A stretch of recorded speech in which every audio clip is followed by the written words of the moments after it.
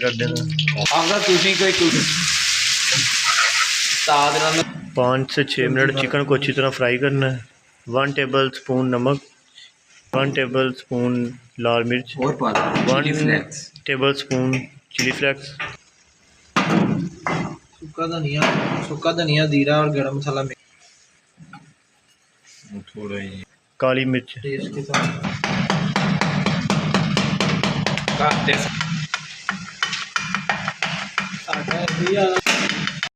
दो चम्मच दाड़ा मिर्च लेके ना उसको उसके अंदर कम से कम हाफ कप पानी, 2 चम्मच सोया सॉस, 2 चम्मच चिली सॉस और 5 से 6 जब लहसुन का डाल के उसको अच्छी तरह ग्राइंड कर दूँगा।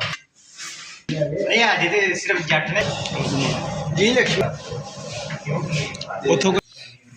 थोड़ी सी मायोनीज लगा दी, बंद गोभी और खीरे ऐड, चिकन